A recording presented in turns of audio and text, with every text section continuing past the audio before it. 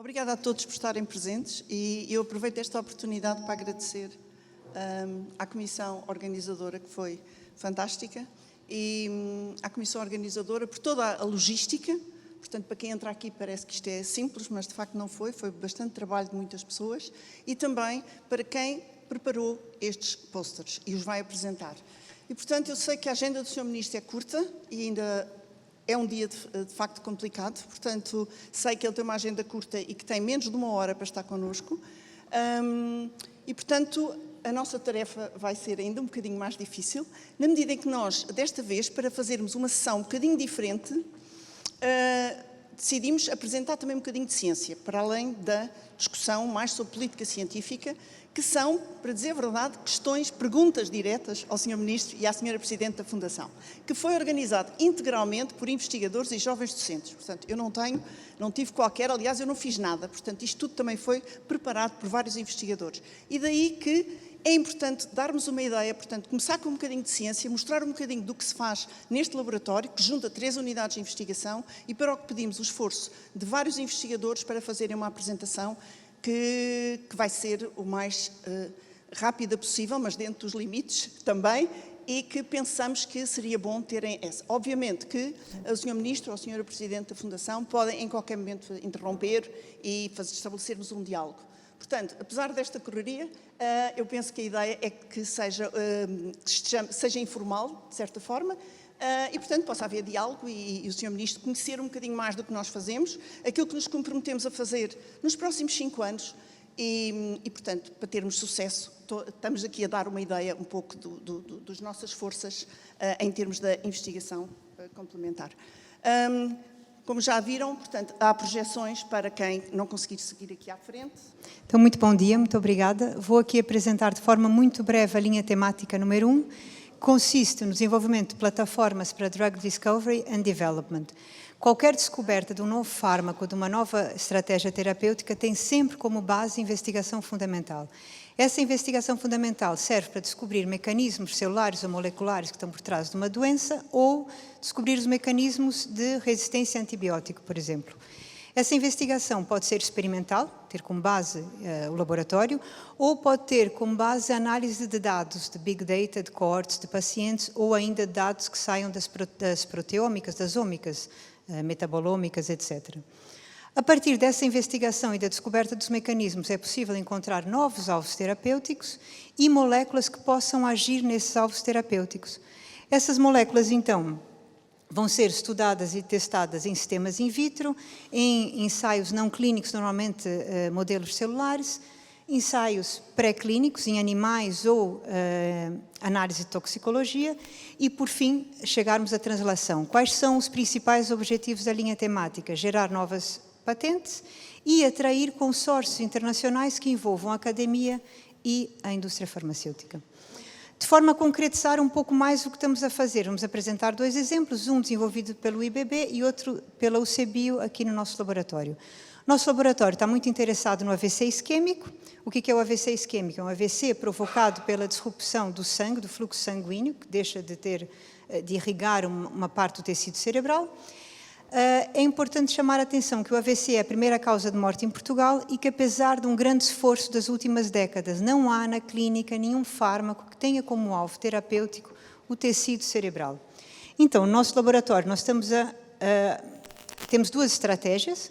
A primeira estratégia é baseada no monóxido de carbono, ou CO, que toda a gente sabe que é tóxico. O que nem toda a gente sabe é que nós produzimos monóxido de carbono diariamente, alguns mililitros de monóxido de carbono gasoso, claro, é um gás, e quando estamos em resposta a stress, como resposta inflamatória, a produção é maior e já sabe que o monóxido de carbono é protetor, protege as células. Então, a nossa ideia é utilizar pequenas moléculas organometálicas, que são as CO Releasing Molecules, as CORMs, para proteger vários tipos de células de cérebro contra o AVC isquêmico. Essas moléculas começaram por ser desenvolvidas pelo ITQB e pela empresa portuguesa Alfama, que entretanto foi comprada pela Proterres americana e com a qual nós colaboramos hoje em dia. A segunda estratégia é assim mais complicada de explicar, mas é muito empírica. que é baseada num evento chamado condicionamento remoto isquêmico. O que é? No fundo, é um pequeno stress abaixo do limiar de causar dano, vai promover proteção contra um grande stress. Já sabem, ratinhos, que se fizermos ciclos de isquemia na patinha do rato, esses ciclos de isquemia vão proteger o cérebro do rato contra o AVC isquêmico. Nos últimos 2 anos, têm saído papers que mostram que, aparentemente, há o mesmo tipo de efeito em humanos, contra o AVC isquêmico e contra a demência vascular associada ao envelhecimento. E a nossa ideia aqui é, esse procedimento é muito simples, muito barato, qualquer um de nós pode fazer, ou seja, não há interesse nenhum para a indústria farmacêutica. Então, qual é que é o nosso interesse em termos de fármacos? É descobrir o que é que está a fazer a comunicação entre o braço e o cérebro, quais são os fatores que estão em circulação, que vão proteger o cérebro. E, por isso, temos uma colaboração com o Serviço de Neurologia do SLO e estamos a trabalhar com amostras humanas de voluntários saudáveis. Pronto, e agora passo a palavra à minha colega. Muito obrigada. Bom dia. Sandra Pinto, não é? Sim, exatamente. Bom dia, obrigada. Eu coloquei aqui um exemplo de um foco de um trabalho que temos estado a desenvolver nos laboratórios com colegas do IBB e também com colaboradores de outros institutos, que é ao nível do desenvolvimento de estratégias antibacterianas e antibiofilme. Segundo dados da Organização Mundial da Saúde, em média, pelo menos morrem 700 mil pessoas por ano devido a infecções resistentes a fármacos. Estes números tendem a aumentar devido ao aumento do número e difusão de estirpes que são resistentes a fármacos. O problema é ainda mais relevante quando falamos de infecções sob a forma de biofilme bacteriano. E porquê? Primeiro, a maior parte das infecções hospitalares são causadas por bactérias na forma de biofilme bacteriano e também porque os biofilmes têm mecanismos adicionais de resistência a fármacos, como, por exemplo, têm uma estrutura muito complexa de difícil penetração.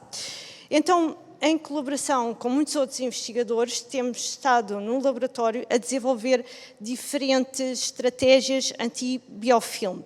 Eu coloco aqui um exemplo de um composto que, na sua gênese, é bactericida. Nós desenvolvemos nos laboratórios do IBB um polímero catiónico que, por via de inicial interação eletrostática, pode causar a lise de bactérias. E este composto é de largo espectro de ação, porque causa a lise tanto de bactérias gram-positivas como gram-negativas.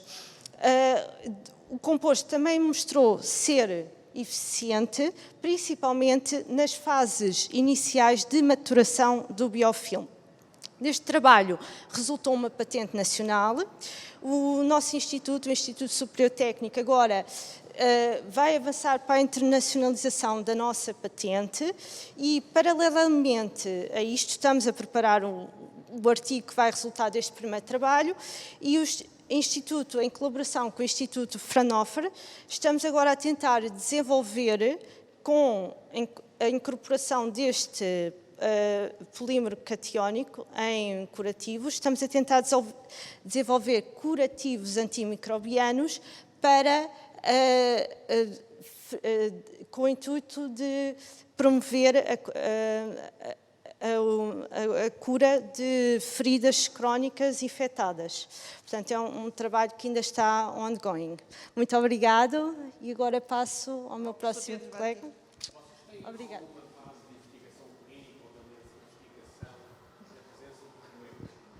Da presença, peço desculpa. Ainda não. Estamos ainda muito numa fase fundamental.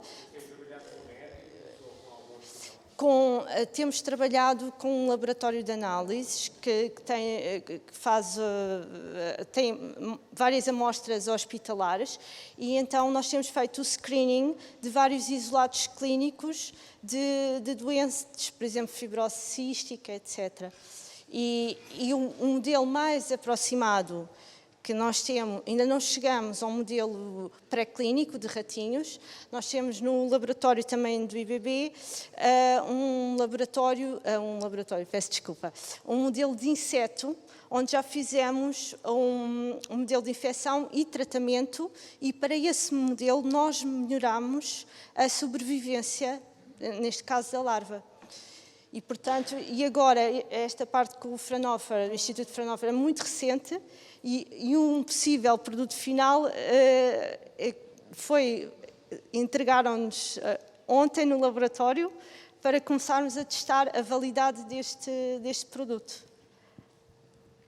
Muito obrigada. Muito obrigada. Professor Pedro. Obrigado. Muito bom dia. Fiquei responsável por apresentar aqui a linha temática número 2, que é de diagnóstico, ou sistemas de diagnóstico avançado e de terapias avançadas, ou terapêuticas avançadas, e que é um sistema transversal e que converge das 3 unidades que constituem o laboratório associado, com grande força em 2 pilares: o diagnóstico e a terapêutica. Isto só é possível através do reconhecimento de toda a parte fundamental que já falámos anteriormente, mas todas as caracterização biomolecular e interação biomolecular entre várias moléculas, fazendo na base da bioquímica estrutural, na parte de ligações e interações de biomoléculas, a forma de estudo de várias tecnologias que permitem depois fazer o reconhecimento daquilo que vai ser ou um receptor de um diagnóstico ou que vai ser um targeting para uma terapêutica direcionada. Também o conhecimento em nível de biologia fundamental de células pluripotentes e células indiferenciadas tem permitido fazer a interseção destes 3 vetores naquilo que é a construção de devices e modelos biológicos que vão acelerar aquilo que é a nossa linha temática 1, que é o desenvolvimento de novas terapêuticas e de novos sistemas.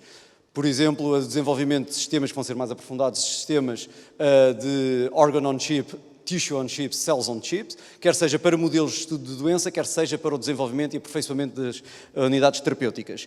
Que isto só também é possível, não só da parte bioengenheiral e da parte biológica e da parte biomolecular, através da componente hardware, que podemos chamar, que é fornecida em grande parte e com uma grande consistência por parte do INESC, que permite fazer todas estas biodevices e estas mecânicas de fluídicas e de sistemas de transdução de sinal e potenciação de sinal. Ou seja, tem uma visão vertical e integrada de todo o sistema que permite, por outro lado, fazer aquilo que tem sido o lançamento de vários spin-offs e de lançamento de projetos com a indústria na captação de facto, levar à sociedade aquilo que tem sido feito nos laboratórios. Dos vários exemplos, pegamos em 2. Um é uma empresa que é a CellMabs. A CellMabs é uma empresa que tem procurado dimensionar e projetar anticorpos de reconhecimento mais específico através de algo que é um saber fundamental, que é a glicosilação dos anticorpos e das proteínas na sua interação receptor biomolecular e reconhecimento. Dessa forma, termos uma imunoterapia em cancro, principalmente cancro da mama, que está aqui a minha colega que é responsável. Se eu estiver a falhar na neoplasia, por favor, ela me corrija. Por outro lado, também outra empresa que está num estadio um pouco mais avançado de maturação, que é a Nano 4 Global, que tem conseguido ir financiar-se em termos europeus dentro do SME, que hoje em dia é o EIC, tem conseguido fazer também a certificação nacional e internacional pela EMA. Temos neste momento o primeiro produto com marca CE de diagnóstico a ser comercializado já globalmente em termos de lançamento na Europa de Leste e com uma parceria para lançar na Índia. Ok? E eu dou a palavra ao meu próximo colega. Este trabalho tem a ver com a tecnologia de partículas de ouro? Exatamente, tem a ver com nanopartículas de ouro. Temos procurado. Durante este período de Covid, redirecionámos para o esforço global nacional de screening diagnóstico Covid como uma forma de não só alicerçar financeiramente a empresa, mas, por outro lado, conseguir projetar também produtos secundários na área do Covid. Não, tivemos um P2020 de operacionalização. Houve 3 projetos do Covid, mas foi de outras áreas de investigação e não da empresa propriamente. Agora o speaker seguinte, o Tiago Fernandes, do IBB. Olá, bom dia. Bom, o Pedro já fez a síntese do que é esta linha temática. Eu vou só aqui particularizar um bocadinho das nossas atividades no Grupo Bioengenharia de Células Estaminais no IBB. E, portanto, como o Pedro disse, numa primeira fase, a nossa contribuição é um bocadinho mais ao nível da parte mais fundamental e dos aspectos mecanísticos de doença. Temos uma primeira parte de organogénese e perceber como é que são os mecanismos de regeneração de tecidos humanos. Temos vários exemplos, como por exemplo o desenvolvimento de tecido in vitro à escala laboratorial, tecido do sistema nervoso central. Temos também algum esforço na parte da compreensão da vascularização desse tipo de tecidos. Desenvolvemos também modelos cardiovasculares, portanto cardíacos, e mais recentemente do fígado. Portanto, nós utilizamos uma estratégia mais integrada com várias ferramentas que a Vânia vai apresentar de seguida, por forma a fazer uma modelação tridimensional in vitro dos tecidos humanos e do desenvolvimento destes tecidos, e queremos avançar para plataformas de drug screening e disease modeling, que nós já temos alguns modelos de doenças, nomeadamente neurodegenerativas e do neurodesenvolvimento que estamos a desenvolver. Como eu disse, a perspectiva no futuro também será desenvolver terapias celulares ou de engenharia de tecidos, agora particularizando mais nas terapias celulares, e portanto a parte do aumento de escala da biomanufatura destes microtecidos in vitro também é um dos focos do nosso trabalho. Em termos do desenvolvimento das plataformas de drug screening, do disease modeling, mais à microescala, nós temos várias plataformas, várias ferramentas, mas eu vou deixar essa parte para a minha colega do Inescamian, a Vânia Silvério. Muito obrigado. Obrigada. Nós temos vários modelos de células estaminais adultas e células estaminais embrionárias pluripotentes, que nós não utilizamos embrionárias de uma forma muito generalizada, mas utilizamos as chamadas IPS, portanto as células pluripotentes induzidas, que nos permite desenvolver todos estes tecidos à escala laboratorial. Uhum.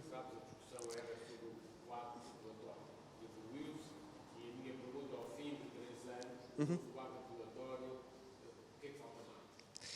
É só boas ideias ou ainda há limitações do quadro regulatório? Eu acho que falta fundamentalmente o apoio à parte da translação destas boas ideias e destes sistemas, nomeadamente à escala laboratorial, exatamente para conseguir chegar ao paciente, portanto, ao produto final e chegar a ajudar as pessoas.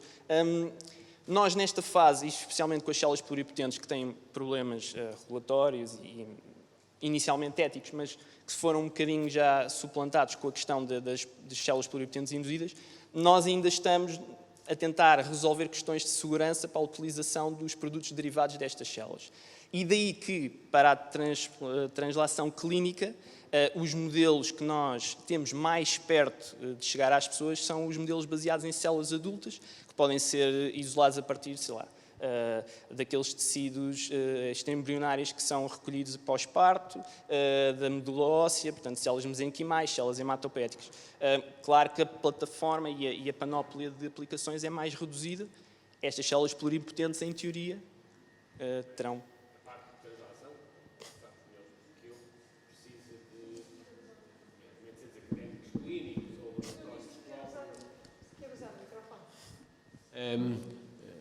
Essa parte de translação, que é crítica e que precisa de ambientes próprios muito perto da parte hospitalar, eu sei que vocês trabalham em parte com o Centro Académico Clínico de Santa Maria, outra parte Sim. na área do cardio com Santa Marta.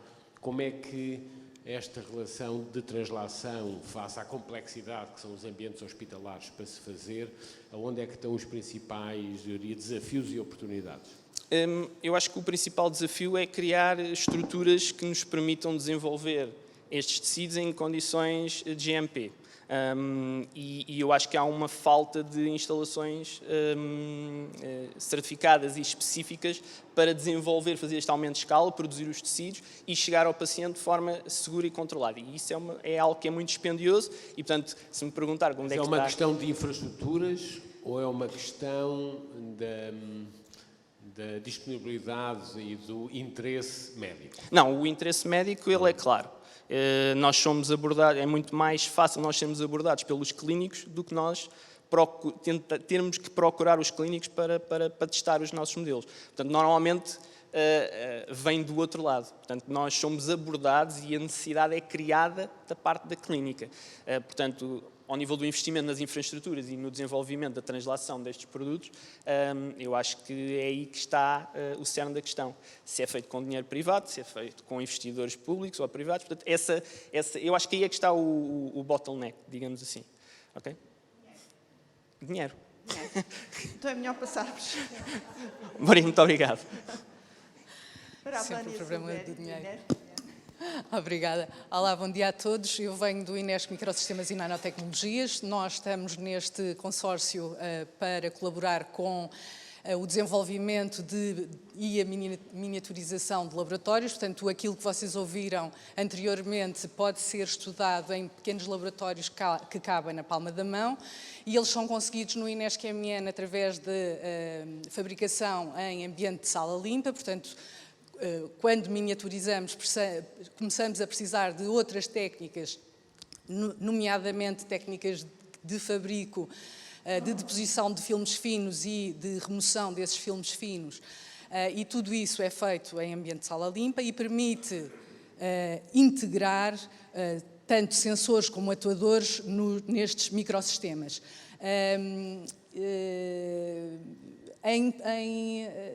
O que é que eu quero dizer mais aqui? Em particular, nesta área da bio, nós estamos a desenvolver muitíssimos sistemas microfluídicos para testes tão abrangentes como estudo de ADN, estudo de bactérias. Tivemos 2 projetos Covid agora na captura e detecção de SARS-CoV-2. Tudo feito em chips, que eu vou passar alguns exemplos também para vocês ficarem a perceber melhor o que é isto da miniaturização de todos estes processos, que são normalmente feitos em laboratórios grandes e que passam a ser feitos muito mais rapidamente, com amostras muito mais pequenas e em qualquer sítio que se queira. Obrigada. Oh, Vânia, passa aqui também. Estou curiosa. Estou agora...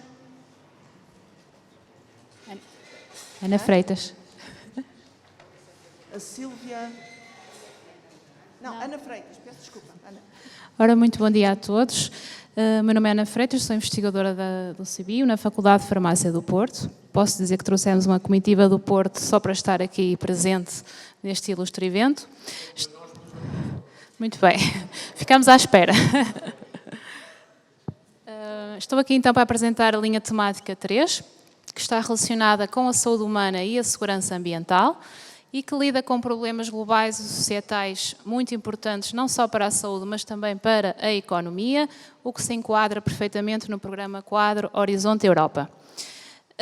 Nesta linha temática, lidamos com problemas que pretendem, aliás, promover a saúde humana, por exemplo, na prevenção de doenças, nomeadamente infecções resistentes aos antimicrobianos, mas também na promoção do consumo e do contacto com contaminantes, com químicos seguros e saudáveis. E tudo isto está perfeitamente alinhado com aquilo que é o Plano de Recuperação Económica e Social Portugal 2020-2030. Estou a falar bem, não estou? Portanto, não quero deixar de dizer que esta linha temática tem como elemento-chave um diálogo muito interativo com entidades reguladoras tão importantes como o Infarmed, a Agência Europeia de Medicamentos, entre outros, já que muitos dos nossos membros fazem parte de painéis de comitês científicos destas diferentes agências reguladoras e, portanto, têm um papel muito ativo e decisivo na decisão de políticas que promovem a saúde e a segurança ambiental. Estamos aqui, então, para vos apresentar as 3 grandes linhas de investigação da TL3, no contexto daquilo que hoje em dia chamamos uma só saúde, portanto, isto não está restrito às atividades humanas, mas também ao ambiente e a tudo o que nos rodeia, e vamos passar então a apresentar os 3 grandes tópicos, que são eles: a interação micróbio-hospedeiro nas doenças humanas, a resistência a antimicrobianos e a segurança de diferentes químicos e contaminantes.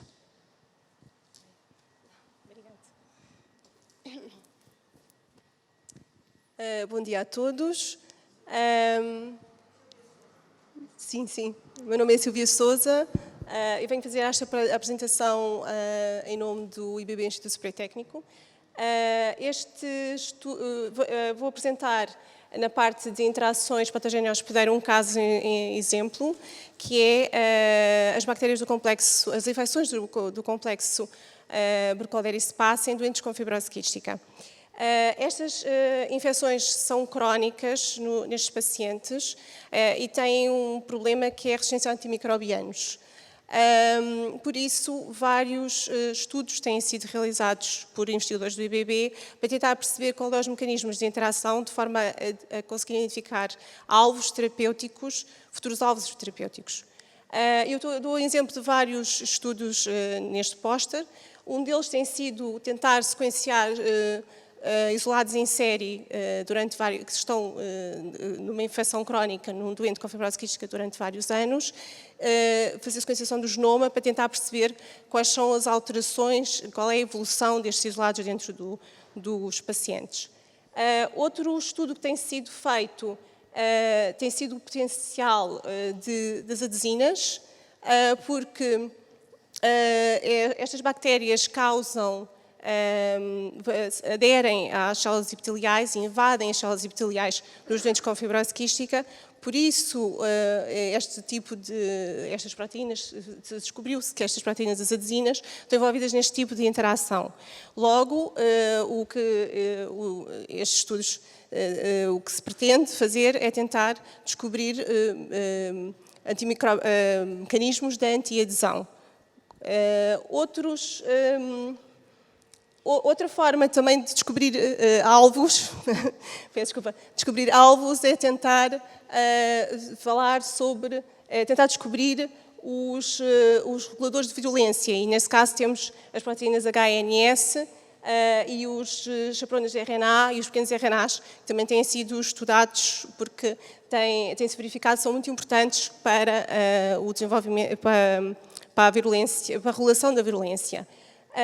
Um estudo que eu estou mais envolvida tem a ver com a identificação das proteínas da membrana externa, que estão envolvidas na interação então com o hospedeiro, e quais são as proteínas, estas proteínas são imunes ou não, de forma a desenvolver vacinas.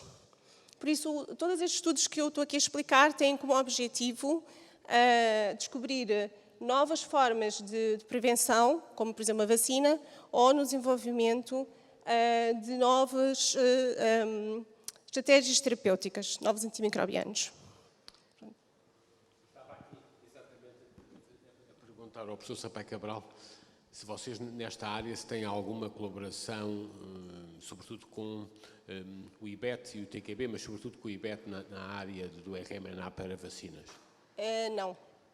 Não. E tem alguma, esta é uma área, obviamente, que foi uma das áreas que explodiu em termos de relevância no âmbito da pandemia, e se estamos vacinados, deve-se muito a este tipo de tecnologias. E, portanto, quando vocês falam potenciais aplicações de vacina, qual é que é a vossa estratégia? Neste momento, temos 2 proteínas identificadas e vamos começar a fazer ensaios em modelos animais para tentar perceber se tem potencial ou não. Pronto, mas, em princípio, é a nível de proteína e não de RNA. Mas para que tipo de proteína? São proteínas da membrana externa, são OMPAs.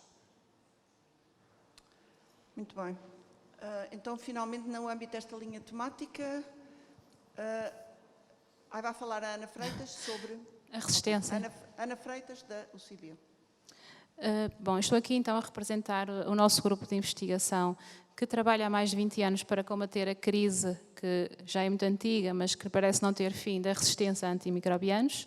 O que nós tentamos aqui foi, de uma forma muito generalista e focada, sumariar aquilo que são os nossos principais objetivos e linhas de investigação e que continuarão no futuro, e alguns dos impactos mais recentes na sociedade. Uma grande linha de investigação passa pelo apoio no diagnóstico e no controle de infecção que prestamos a diferentes instituições hospitalares, não só nacionais, mas também internacionais.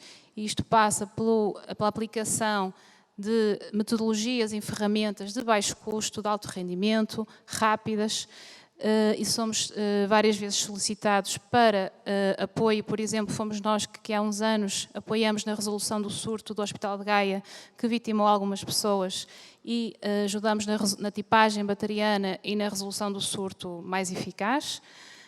Também, por exemplo, recentemente desenvolvemos um método de detecção de resistência a carbapenemos, uma resistência crítica, com poucas alternativas terapêuticas, e na altura isto chamou a atenção da OMS, sendo aplicável, aconselhada a sua aplicação a países da América do Sul, sendo até comercializada pela Rosco Diagnóstica, e no fundo tudo isto passa por um grande conhecimento sólido nesta área que temos há vários anos, e vamos beber muito da ciência mais fundamental das outras áreas. Outra grande linha de atuação passa pela caracterização dos mecanismos e das vias de resistência das bactérias, não só no homem, mas também nos animais de produção, no ambiente, animais de estimação, alimentos, etc. E este conhecimento sólido que temos adquirido tem sido aplicado em muitas opiniões científicas de entidades como, por exemplo, a Autoridade Europeia para a Segurança Alimentar, EFSA, entre outras. Não quero deixar, pronto, isto sendo o mais rápido possível, deixar de dizer que, fruto deste trabalho de décadas e do conhecimento sólido nesta área, fundamos muito recentemente a coleção de culturas do Porto, aqui designada por CCP-FFUP, em que disponibilizamos uma coleção robusta de bactérias de referência, de bactérias diversas, resistentes a diferentes antimicrobianos e ainda de serviços de identificação e de tipagem bacteriana, de forma a apoiar atividades de investigação ou outras em diferentes contextos. Obrigada. Obrigada, senhor. Ana. Agora, outra Ana, Ana Luísa Malvô, da UCB. Bom dia. Para o último ficou o peixinho fora d'água. Que sou eu, isto porque eu distancio-me um pouco das minhas colegas desta linha temática, na medida em que eu pertenço ao CIBIO, mas neste momento sou investigadora contratada pelo Instituto Português do Mar e da Atmosfera e, naturalmente, o meu grande foco de trabalho é o ambiente marinho. Isto nunca perdendo a visão que nós temos nesta linha temática, que é a visão uma só saúde, mas em particular aqui o que nós tentamos privilegiar é saúde e bem-estar animal nos organismos aquáticos, saúde dos ecossistemas aquáticos e, por fim, saúde humana, ou melhor dizendo, saúde dos consumidores de pescado. Então, tendo esta visão por base, qual é que é o nosso foco de trabalho? O nosso foco de trabalho neste momento, em particular do nosso laboratório, o Biotox, centra-se nos impactos que as alterações climáticas e que alguns dos seus efeitos mais preponderantes no ambiente marinho, que são o aquecimento da água do mar, a acidificação dos oceanos e a hipóxia, poderão ter no modo como os organismos marinhos lidam com a presença de contaminantes químicos emergentes. Isto porquê? Porque nós sabemos que os organismos marinhos, a sua fisiologia, o seu metabolismo é fortemente influenciável por fatores abióticos, como a temperatura, o pH, a salinidade, entre outros. Ora então, os impactos que podem decorrer desta interação entre alterações climáticas e a exposição a contaminantes químicos emergentes trazem um outro problema, que é do ponto de vista da saúde humana, ou seja, se as alterações climáticas de algum modo afetarem o modo como os organismos bioacumulam ou respondem ecotoxicologicamente à presença destes contaminantes, será que isso irá representar riscos acrescidos para os consumidores de pescado no futuro, tendo em conta as projeções que nós temos para os cenários de alterações climáticas? Ora, este trabalho que nós temos vindo a desenvolver tem sido, em grande parte, feito no âmbito de um grande projeto europeu que foi coordenado pelo Instituto Português do Mar e da Atmosfera e no qual o CIBIO também pôde participar. E os resultados que nós tivemos até ao momento foram muito interessantes e eu acho que têm um grande impacto do ponto de vista não só científico, mas também do ponto de vista económico, societal e educacional. Isto porquê? Porque eles podem servir de base para melhorar ou adaptar a legislação, os regulamentos que existem neste momento relativamente à presença de alguns compostos químicos. Muitos deles que nós abordámos neste projeto não se encontram ainda previstos na legislação e nós com estes estudos conseguimos perceber que as alterações climáticas poderão potenciar os seus aspectos, os seus atributos toxicológicos. Para além disso, também temos um conhecimento mais profundo sobre os impactos das alterações climáticas, é importante, mas mais importante do que isso neste momento, porque já estamos a correr contra o tempo, é desenvolver medidas eficazes que permitam adaptar o setor das pescas e da aquacultura a este problema ambiental que são as alterações climáticas. E assegurarmos assim uma produção sustentável dos recursos marinhos, assegurarmos também um conceito que em português não temos aqui um termo concreto, mas em inglês, eu vou dizê-lo em inglês, que é o Food Security, ou seja, isto traduzindo por outras palavras, é garantirmos que no futuro toda a população terá acesso a quantidade suficiente de pescado seguro e nutritivo. Pronto. Obrigada. Exato. Pronto. Segurança alimentar. Não no sentido de perigo, não é? De perigo e de qualidade, mas no sentido de acesso. Pronto. Obrigado, Ana. E, finalmente, o nosso laboratório associado é o Instituto para a Saúde e a Bioeconomia e, portanto, a última linha temática é essencialmente bioeconomia e vai ser apresentada pela Teresa Cesário, do IBB. Olá, bom dia a todos. Portanto, eu venho apresentar a última linha temática que diz respeito às matérias renováveis, a valorização de matérias renováveis e a produção de bioprodutos. A produção de produtos de valor acrescentado, muitos deles a partir de matérias residuais, biomassa marinha ou terrestre. Portanto, este tema vai muito de acordo com a agenda europeia e com as políticas públicas, uma vez que tem tudo a ver com matérias de sustentabilidade, economia circular, uso de matérias-primas que são resíduos de outras indústrias, agroindústrias, etc. Portanto, assenta em 4 tópicos diferentes. O uso de leveduras como máquinas produtoras. Aqui são isoladas, identificadas novas leveduras não convencionais, ou então são produzidas através de métodos de engenharia genética, são desenvolvidas leveduras que são capazes de usar produtos residuais como fontes de carbono para a produção de vários produtos de valor acrescentado. As fontes marinhas, temos vários trabalhos que usam corais, que usam esponjas, algas e até isolam bactérias marinhas para o uso para produzir produtos como drogas, como novos biosurfatantes, portanto, como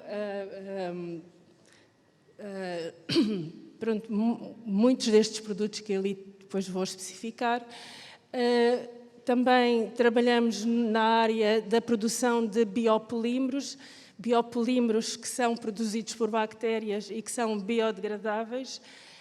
Portanto, não sujam os nossos oceanos e rios, não causam a produção de microplásticos, porque eles são totalmente degradáveis a dióxido de carbono e água. Portanto, tanto a UCBio como o Instituto Superior Técnico trabalham nesta área, enquanto no Instituto Superior Técnico trabalhamos com culturas puras e hidrolisados de biomassa marinha e algal, biomassa terrestre e marinha. Na UCBio, aqui na Nova, usam culturas mistas para a produção destes biopolímeros. E depois ainda temos um outro tópico, que é de Advanced Biomanufacturing, que diz respeito ao desenvolvimento de processos da parte de bioengenharia, tanto em scale down como a miniaturização, como levar ao scale-up para aproximar à escala industrial, para depois fazer a transferência para a indústria. E por isso nós temos uma forte componente de desenvolvimento de processos e o nosso objetivo é fazer a transferência para a indústria. Para isso temos captado muito financiamento por parte de empresas, também dentro de projetos europeus, bolsas ERC, e pronto, existe um grande interesse por parte da indústria nos nossos sistemas. Portanto, Teresa, eu acho que agora poderia passar à Joana Freitas. Ok. À Joana Fradinho, peço desculpa, porque é a última e nós de facto já estamos. E já está a falar um bocadinho, portanto, desculpe. Olá, bom dia. O meu nome é Joana Fradinho, sou investigadora aqui na UCBio e, de facto, seguindo as palavras da Teresa, eu vou dar um exemplo de algum dos produtos que podemos produzir, que têm valor acrescentado. Neste caso, são os biopolímeros, que são produzidos numa lógica da economia circular. O que nós fazemos é valorizar resíduos ou subprodutos agrícolas ou da indústria e transformá-los em biopolímeros, que são completamente biodegradáveis. Aqui, por exemplo, nós, através de parcerias com empresas, como a Sumol Compal ou a Superboc, eles forneceram os seus resíduos de fruta, borras de café, e nós conseguimos, por bioprocessos, transformá-los em biopolímeros.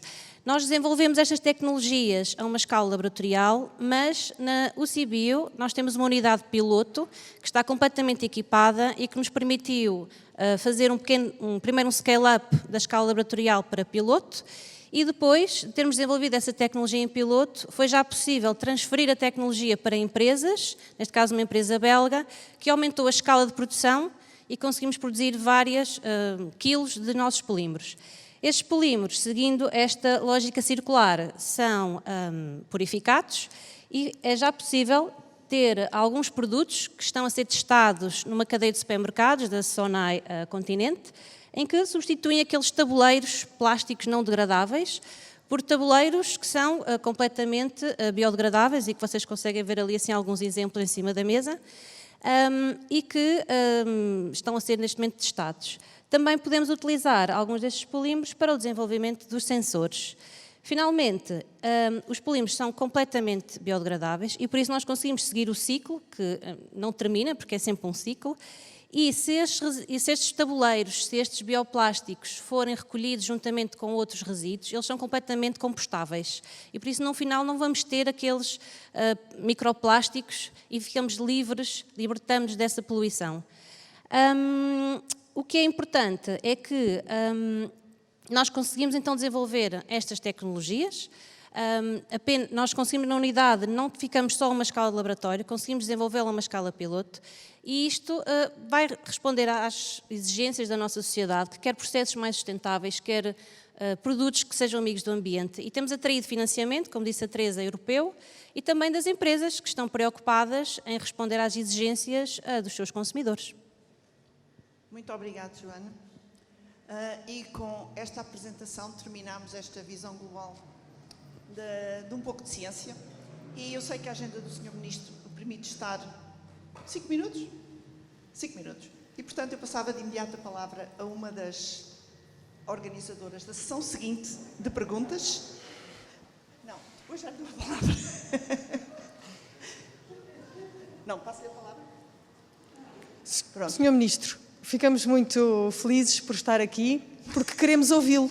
Portanto, os 5 minutos que tem para nós, temos todo o gosto em ouvi-lo e fazer um pouco ouvir os seus comentários e os seus planos, no fundo, para a ciência em Portugal. E depois, então, podemos continuar com as perguntas. Antes de mais, agradeço, e vou-me levantar, que é para vos ver a todos, agradeço a sessão e a vossa organização. Estas sessões, de facto, não são organizadas do nada, requerem muito trabalho e, como a Maria João já disse, é a segunda reunião neste laboratório e acho que, pelo menos, também percebi que vêm pessoas dos 4 principais polos geográficos do laboratório e por isso, nem que seja para se juntarem todos, acho que vale a pena e agradeço e quero também agora ir ao terceiro polo, ao Porto. Obviamente, os laboratórios associados foram efetivamente feitos e concebidos e pensados exatamente para isto, para reforçar a atividade científica em áreas que são críticas para o desenvolvimento de estratégias de interesse público, mas também para nos posicionar no contexto europeu. Naturalmente que a vossa apresentação, feita das várias linhas de base científica, poderia ter sido feita, eu estava aqui a fazer um raciocínio, como é que eu poderia apresentar isto em termos daquilo que é a relevância hoje para as pessoas. E esta ideia cada vez mais das grandes missões europeias de investigação, que tem como racional como é que podemos cada vez, se nós sabemos que precisamos de mais investimento em ciência, temos que fazer chegar a mensagem às pessoas que as pessoas são parte integrante dos sistemas científicos.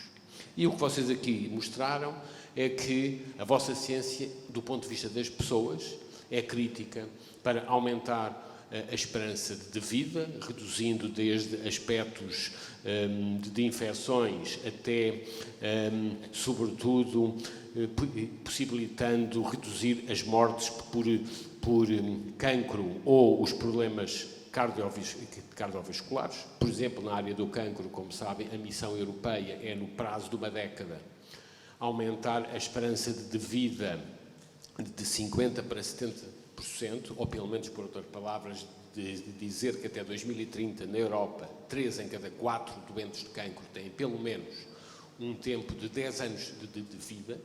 Hoje, isso é cerca de 50% dos doentes de cancro, mas, ao mesmo tempo, ficou também claro aquilo que é o aumento da performance das pessoas saudáveis, sobretudo na área dos tecidos, e sabemos bem o potencial de aplicação a isto, desde as áreas do desporto a outros aspectos.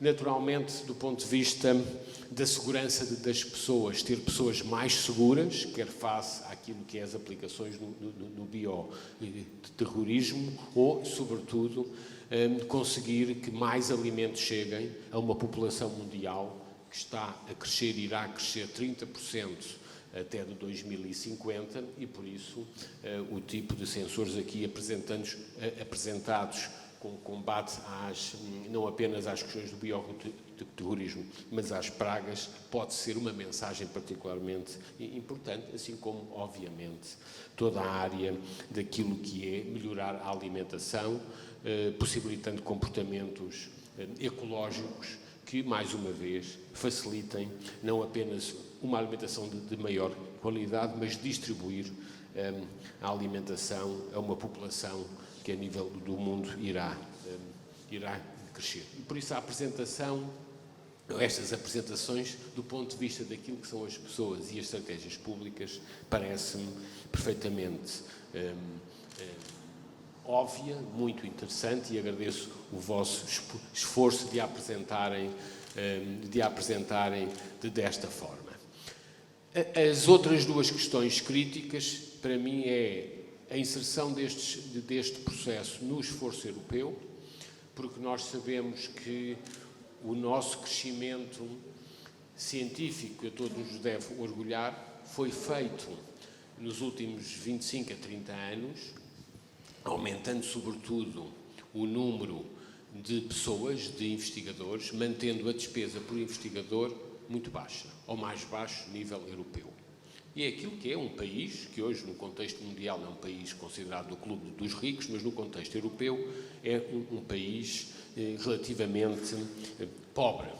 E por isso a questão crítica é como é que conseguimos aumentar o investimento por investigador, e sabemos que para fazer isso temos que ter mais acessos e temos que aumentar a capacidade de atração de fundos europeus e dar melhores carreiras científicas aos nossos investigadores. Hoje nós investimos cerca de 1,6% do PIB em investigação, era 1,2% há 5 anos atrás. Portanto, nos últimos 5 anos o volume global da despesa de investigação para todo o país, público e privado, aumentou 1.000 milhões de euros, mas não é suficiente. É preciso aumentar mais, quer no setor público, e por isso temos uma estratégia para tentar duplicar a despesa pública, mas também duplicar a despesa privada. Eu não vi aqui nenhuma área que isto não tivesse investigação verdadeiramente empresarial, pela necessidade de, só com mais despesa privada, que é possível arranjar mais despesa pública, mas também para o número de pessoas que nós conseguimos, e isso deve nos orgulhar, atrair para a ciência, precisamos ter mais lugares, melhores carreiras no setor público e no setor privado e pagar melhor aos investigadores, quer no setor público, quer no setor privado. Penso que vocês sabem, nós neste momento fomos dos países que nos últimos 5 anos mais cresceu em número de investigadores. Estamos no máximo europeu de número de investigadores por 10 mil habitantes. Temos cerca de 10 investigadores por 10 mil habitantes, mas estamos no mínimo da Europa no investimento por investigador. Se temos mais investigadores em termos comparados do que a Alemanha, temos 1/3 do que os alemães têm do investimento por investigador.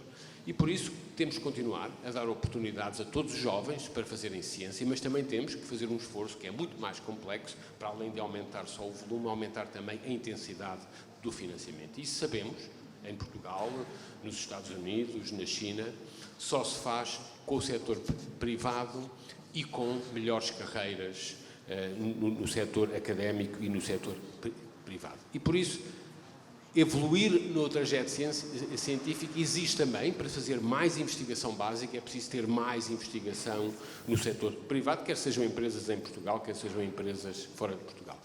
E é impressionante, de facto, o leque, empresas ou outras aplicações, como no setor hospitalar, é impressionante o leque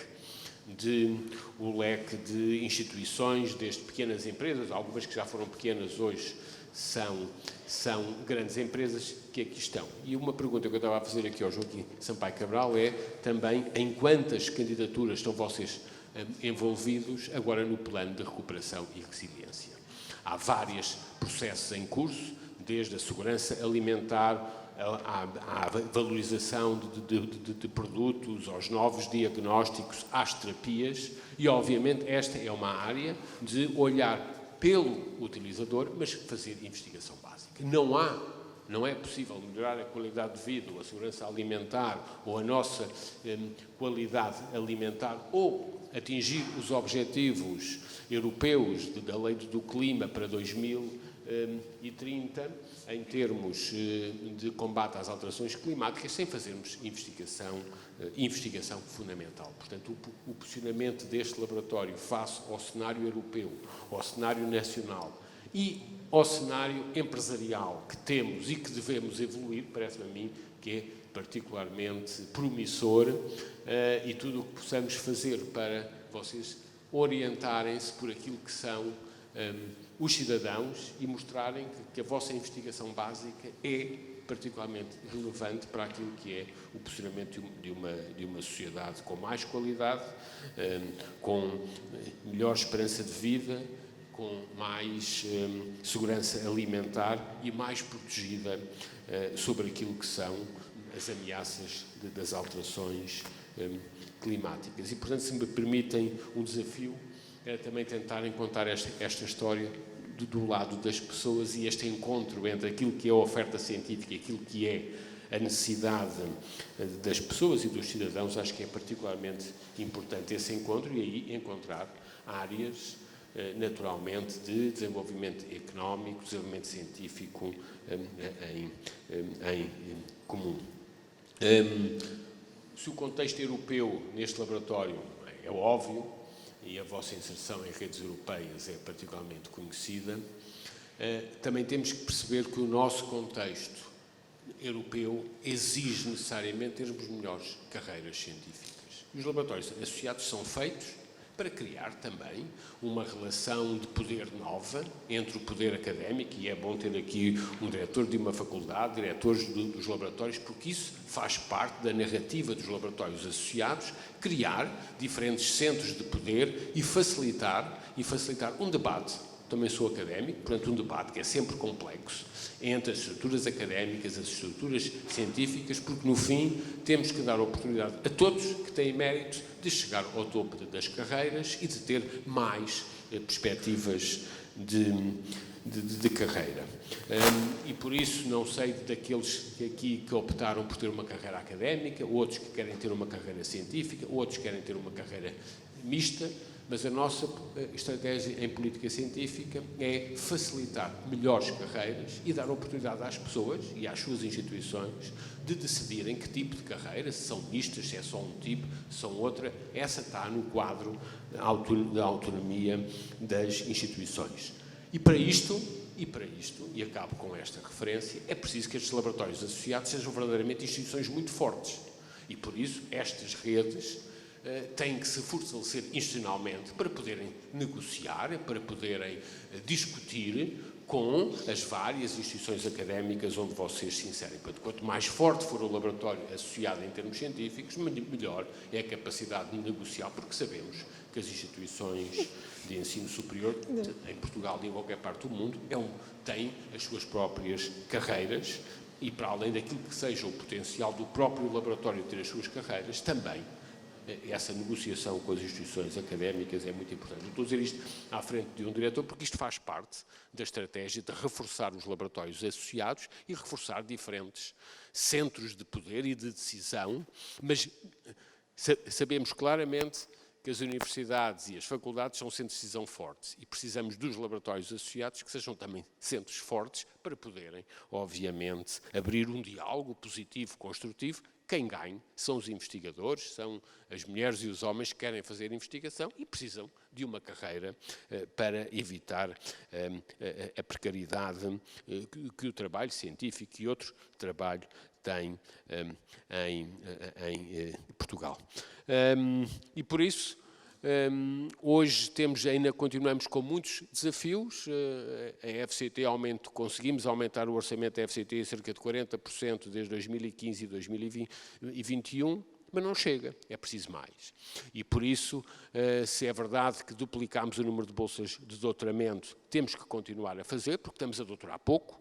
Portugal está a doutorar cerca de 2 novos doutores por 10 mil habitantes, é pouco.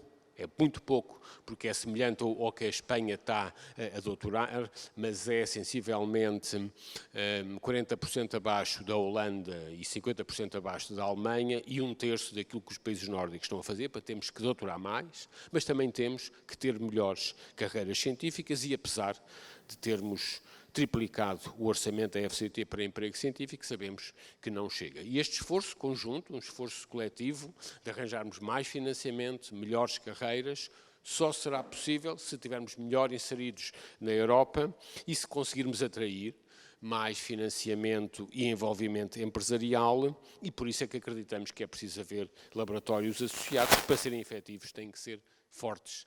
E agradeço mais uma vez toda a energia da Maria João e do Joaquim Sampaio Cabral, entre todos os outros dirigentes, em organizarem já a segunda reunião deste laboratório, e já ficou prometida a 3ª reunião na Faculdade de Farmácia do Porto, e por isso acho que força, avancem, e cá estamos nós para responder. Este é um bom desafio, não é? Este aqui são os bons desafios que queremos para os laboratórios associados em Portugal. Muito obrigado. Eu sinto-me bastante embaraçado de vir aqui e ter que sair cedo, mas a culpa não foi minha, porque pediram para eu ir inaugurar um RMN e tivemos lá muito tempo.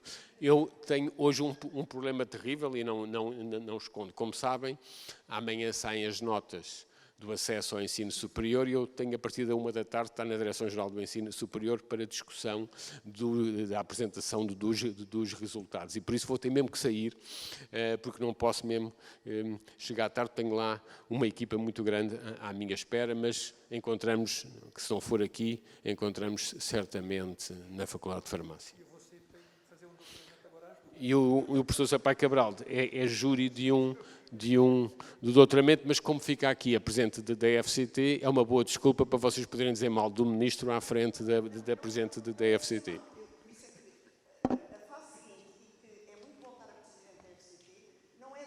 Nem é, e eu gostava de dizer ao Sr. Ministro que há pouco, de facto, estive aqui um bocado de entidade a falar, mas, de facto, respondeu a algumas das questões que os investigadores têm. E, portanto, as questões não é dizer mal de todo, são questões muito pertinentes, algumas das quais o Sr. Ministro já respondeu. Portanto, algumas apenas. As outras, penso que poderá ser uma discussão informal com a Sra. Presidente da FCT, compreendendo nós todos estes constrangimentos. De qualquer maneira, eu agradeço muito às pessoas que apresentaram, porque conseguimos, em pouco mais de meia hora, condensar. Portanto, isto não foi fácil. Pronto, portanto, e no fundo acho que valeu a pena dar esta perspectiva e ser um pouco diferente do que tinha sido a outra organização. Pronto, neste quarto de hora conseguia-se fazer essas perguntas, mas penso que a professora Helena Pereira terá também a simpatia de ficar mais um pouquinho connosco e de dar algumas respostas, mas não é dizer mal de todo, é apenas tentarmos compreender.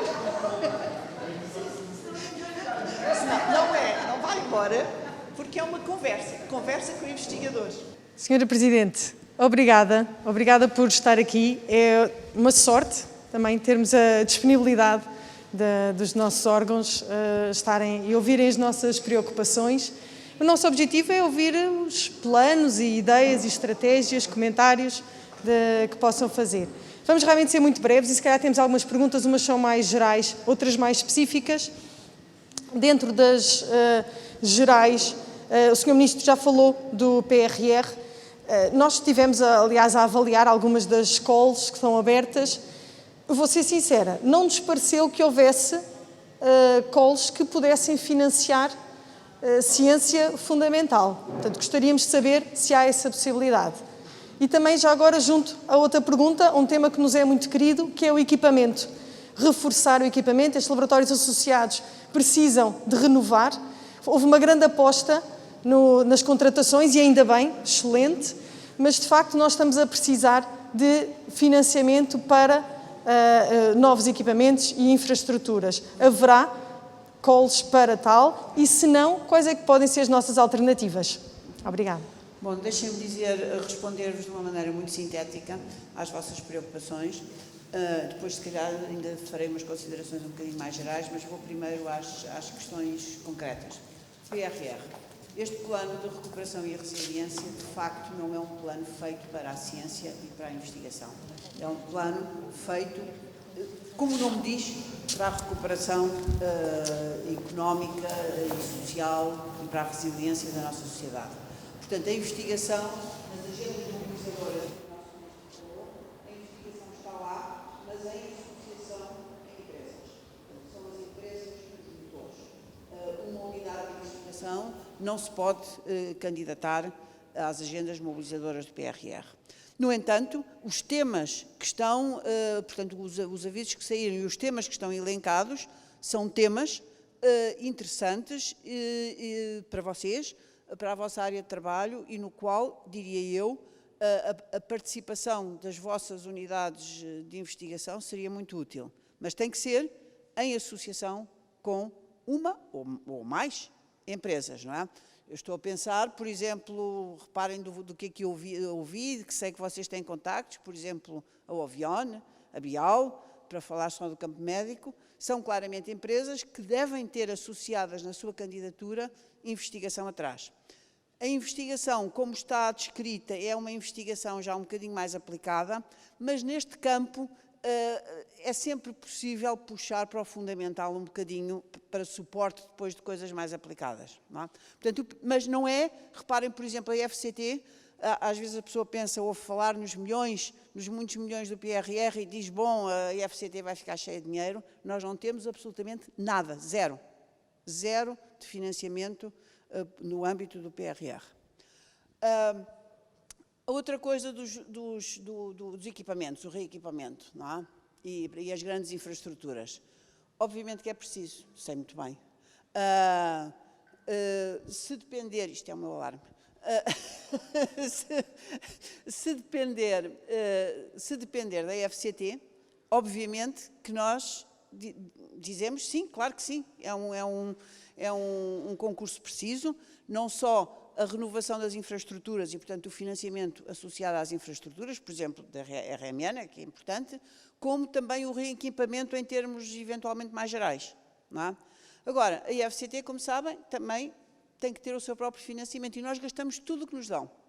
Portanto, a pressão da comunidade científica deve ser feita, de facto, para quem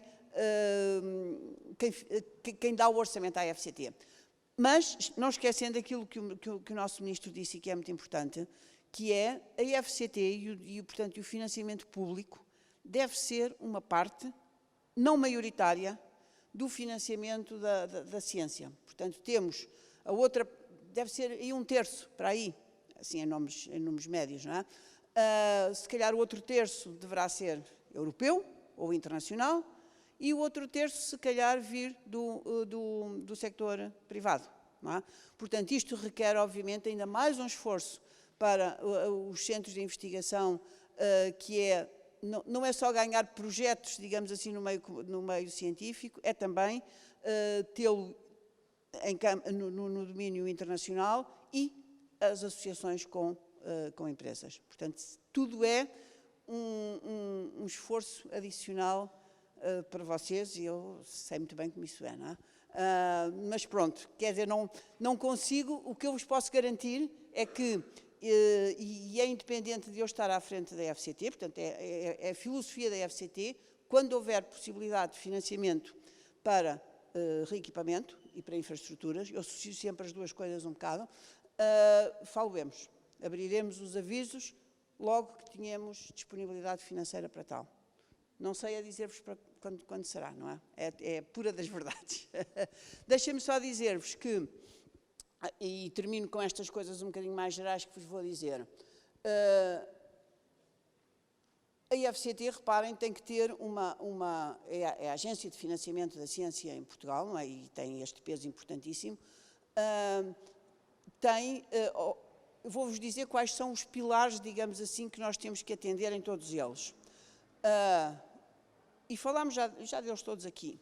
A questão da formação avançada, dos doutoramentos, é um pilar importante que nós temos que desenvolver, que temos que tornar mais eficiente. Para além do número dos doutoramentos, eu até nem acho que a produtividade, digamos assim, o novo conhecimento científico que vem dos doutoramentos, até acho que é, no geral, bom, mas há uma coisa em que estamos muito mal, são os tempos associados a cada doutoramento. São tempos longuíssimos, estamos a perder, mais uma vez falo geralmente, não é? Estamos a perder competitividade face a outros, não é? que têm um sistema muito mais eficiente, e isto aqui liga-se também com as estruturas universitárias, não é?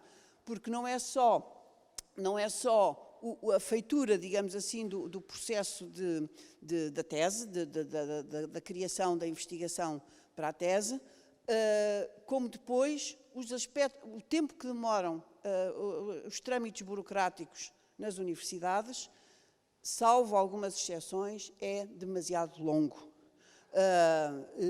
Também é demasiado longa a fase inicial dos doutoramentos. Em muitos casos, mais uma vez, eu não estou a dizer que se aplica aqui, não é? Estou a falar em geral. O esforço ou o tempo necessário para fazer créditos faz um arranque muito lento, de facto, dos trabalhos de investigação e estende no tempo os doutoramentos. Acho que é claramente um campo em que todos nós, do lado da investigação, do lado da universidade, devemos trabalhar para tornar isto mais célere e eficiente, e acho que ganharemos todos e a ciência ganhará toda. Portanto, um pilar de formação avançada, continuamos, obviamente, já é uma rotina da FCT isto, continuará. O emprego científico, que foi de facto esta novidade dos últimos 3 anos, 4 anos, não é? E que continuará, que inicia também uma maneira de funcionar diferente com as instituições do ecossistema científico, que é, no emprego científico, nós temos uma responsabilidade partilhada com as instituições que recebem esses investigadores. Portanto, o contrato é feito com as instituições, não é um contrato com a FCT. A FCT apenas financia esse contrato. Portanto, cabe às instituições, aos centros que têm autonomia, às faculdades, às universidades, serem este outro vértice de um triângulo que mete o financiador, FCT, a pessoa, o investigador, e, de facto, a instituição contratante. Portanto, isto é também, também um dos pilares importantes da IFCT e tem aqui não sei se já tinham reparado nisso, tem aqui também uma introdução de um novo diálogo com o nosso ecossistema científico. Portanto, com esta responsabilização, partilha, ao fim e ao cabo, de benefícios e de riscos, ao fim e ao cabo. Não é? A questão internacional, que o nosso Ministro também falou da importância, também é uma componente muito importante na nossa atividade. Portanto, nós suportamos cotas internacionais para grandes organizações, como CERN, logo, a ESA, etc., e para outras coisas um bocadinho mais pequenas, e todos aqueles concursos mais pequenos, digamos assim, de coisas bilaterais, trilaterais, etc. E estamos a ensaiar uma coisa interessante, que começou algo lentamente, que é não ser só a IFCT a entidade financiadora, mas ter associada outros financiadores para estes programas. Por exemplo, a Fundação HK. Não sei se vocês concorreram, portanto, as vossas áreas dariam para isso, porque são muito na área da saúde e da alimentação, mas pronto, também é um modelo novo. De certo modo, eu vou dizer aqui uma heresia, não me batam, que é só uma maneira de falar. O menos interessante são os projetos, o financiamento de projetos de investigação. Financiamos as unidades, claro, os laboratórios associados, pronto, a estrutura, financiamos a estrutura. E aumentou fortemente o financiamento da estrutura. Não, se olharem para o passado, veem que o financiamento da estrutura aumentou bastante, porque acreditamos que é preciso esta estrutura, esta envolvente, para que as coisas floresçam. Os projetos, claro que são interessantes, é sempre muito bom ter um financiamento de projetos, mas pensamos que as outras coisas que falei são, se calhar, mais estruturantes, garantia de maior sustentabilidade do que pequenos projetos pontuais e que, como sabem, é um esforço um bocadinho inglório, porque a nossa dotação é sempre pequena, não temos mais, pura e simplesmente, e depois há milhares e milhares de candidaturas que por muito boas que sejam, não vão vingar. Portanto, se eu, agora falando quase como investigadora, se eu vos pudesse dar um conselho limitem o vosso esforço às coisas que vale a pena. E pronto, e com isto me vou. De qualquer dos modos, a IFCT só vive para vocês e para dinamizar a ciência em Portugal. Antes de terminar, portanto, havia mais uma questão dos investigadores, não sei se está disponível. Diga. Se não, depois o Sr. Diretor também queria dizer umas palavrinhas, não sei. 2 minutos. Qual é a pergunta?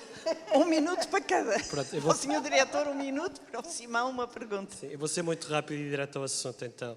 Portanto, o emprego científico é um dos pilares dos laboratórios associados. O financiamento dos laboratórios associados é relativamente reduzido e, portanto, há este instrumento que foi falado naquele documento do Pacto, em que poderia abrir este ano, ou deveria abrir este ano, portanto, um concurso SEC específico para os laboratórios associados. Portanto, a nossa pergunta é, vai abrir... Foi dito, não foi? Foi. Portanto. Ok, e portanto, em termos de orçamento e em termos de periodicidade no futuro? Vai abrir.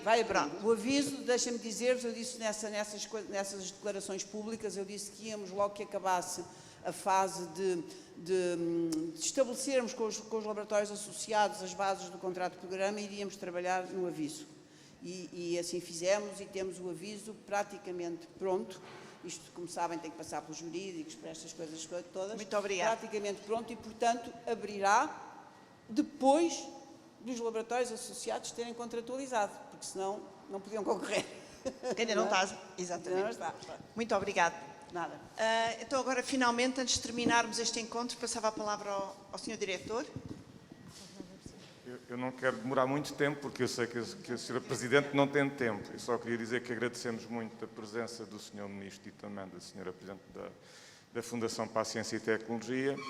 Nós dependemos muito, realmente, da Fundação para a Ciência e Tecnologia, mas temos feito um esforço muito grande para chegar às empresas e, particularmente, nestes setores que tão úteis podem ser para a sociedade. Uma das dificuldades que existem, e eu recordo as palavras que disse, 1/3, há coisas que não dá para partir.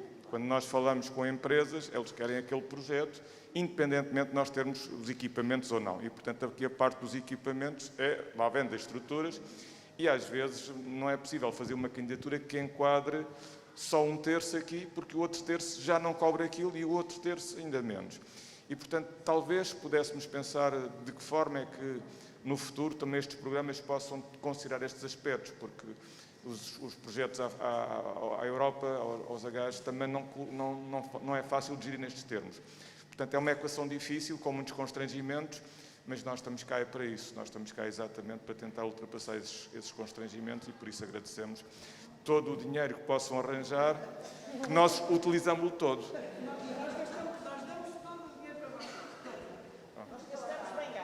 Muito obrigado. Obrigado a todos.